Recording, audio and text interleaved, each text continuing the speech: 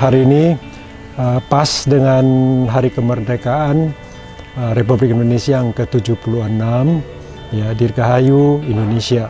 Hari ini kita juga memanfaatkan momentum yang baik untuk meresmikan rumah tempe kita. Jadi rumah yang sederhana, masih kecil untuk tahap awal untuk memproduksi tempe. Nanti sebentar lagi kita akan pasarkan. Nah, kenapa kita harus memproduksi tempe sendiri? Karena kita menginginkan makanan yang sangat utama, yang sangat kita butuhkan, kita sebagai seorang vegetarian. Maka tempe itu kita maunya adalah pembuatan yang sangat higienik, yang sangat higienik, ya. Pada saat ini kita siapkan tempat yang sederhana, yang kecil, tapi nantinya, ya, di dalam master plan-nya itu sudah ada tempatnya pabrik tempe. Kiranya hari ini adalah hari yang baik. Marilah kita sama-sama meresmikan, ya, rumah tempe kita, dan kita juga sekali lagi mendukung, ya, kalau makan tempe, ya, belilah dari kita, ya, kita yang supply. Selamat siang Bapak Ibu semua. Saat ini kita sedang berada di Rumah Tempe Pusbatara, itu Pusat Budaya Alam Nusantara. Dan saat ini kita sedang bersiap-siap untuk memproduksi yang pertama kali tempe sehat, tempe yang higienis di Rumah Tempe Pusbatara kita di Legok, Tangerang. Dan kita lihat apa sih perbedaannya tempe sehat yang kita produksi di sini dengan tempe pada umumnya. Selama ini kita banyak menonton, ya, berita-berita maupun di dalam media sosial yang sering mengatakan bahwa tempe itu jorok. Dikatakan tempe itu dibuat dengan diinjek-injek dengan kaki. Makanya saya sering membuat sebuah lelucon dalam seminar-seminar saya tentang gizi tempe, bahwa tempe semakin diinjak semakin bergizi karena ada penambahan vitamin K di situ, yaitu kaki dan keringat. Jadi ini sebuah anekdot yang sering saya sampaikan di dalam webinar maupun seminar sebelum kita pandemi. Jadi sebetulnya itu memang terjadi di dalam praktek di zaman dulu dan mungkin sampai saat ini masih ada. Tetapi kita perlu tahu tempe bisa dibuat dengan cara yang higienis, ya, bahkan memenuhi standar SNI, ya. Jadi sangat sehat dan juga menggunakan peralatan yang memenuhi standar yang kita sebut food grade, ya. Jadi grade untuk makanan, bukan seperti yang pakai kaki tadi, ya. Kaki itu food grade juga, tapi grade-nya foodnya itu pakai T, kaki, bukan food pakai D, makanan. Jadi semacam lelucon yang mungkin membuat suasana yang lebih ceria. Jadi tempe itu banyak sekali mitosnya, ya.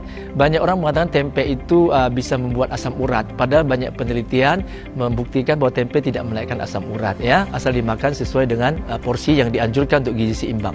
Kemudian juga katanya tempe jorok. Iya, memang beberapa tempe dengan teknologi yang lama masih, tetapi teknologi baru menggunakan air yang sudah bersih, bahkan melalui filtrasi, ya, memenuhi persyaratan air bersih untuk pengolahan makanan. Bahkan kita juga menggunakan peralatan, baik itu mesin maupun peralatan yang lain yang menggunakan stainless steel yang sudah merupakan food grade. Jadi kemudian apalagi ruangan yang digunakan juga ruangan yang sangat bersih, yang sesuai dengan standar kesehatan produksi makanan sehat.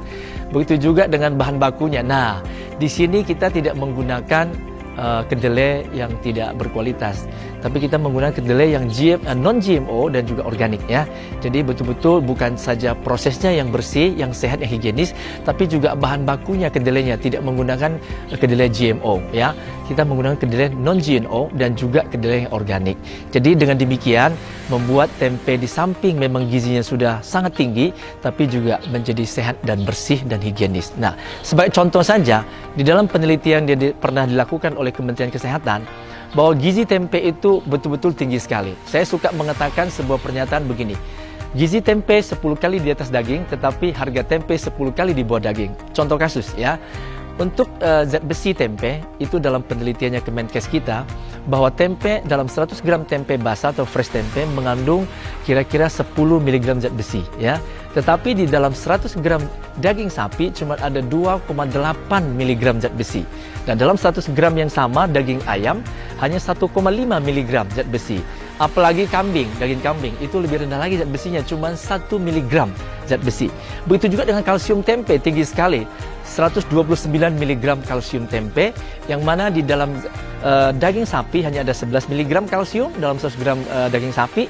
Begitu juga dengan ayam, daging ayam hanya ada 14 mg kalsium, dan dalam daging kambing cuma ada 11 mg. Jadi, saya bisa mengatakan bahwa besi tempe 10 kali di atas daging kambing, 7 kali di atas daging ayam, dan 4 kali di atas daging sapi.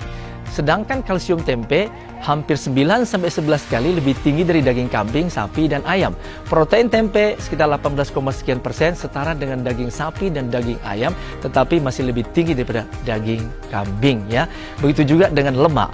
Lemak dalam tempe bukan saja lemaknya rendah, hanya sekitar 4%, tetapi juga kebanyakan lemak tidak jenuh, yang dalam tubuh kita bisa menurunkan kolesterol jahat LDL atau low density lipoprotein. Dengan demikian, bisa menjadi makanan untuk bisa mencegah atau mengurangi risiko penyakit kardiovaskular seperti jantung, stroke, hipertensi, dan lain-lain. Tetapi di samping lemaknya tinggi dalam daging, begitu juga lemaknya adalah lemak, kebanyakan lemak jenuh. Yang lemak jenuh dalam tubuh malah menaikkan LDL, jadi meningkatkan risiko jantung, stroke, dan hipertensi, dan penyakit kronis yang lainnya. Saya kira itu sekelumit secara singkat bagaimana tempe yang sehat dan tempe yang bergizi untuk bisa membantu meningkatkan status gizi dan kesehatan kita. Baik, silakan mengonsumsi dan hidup sehat dengan tempe. Sampai kita membuat slogan bahwa tempe adalah hadiah dari Indonesia untuk dunia.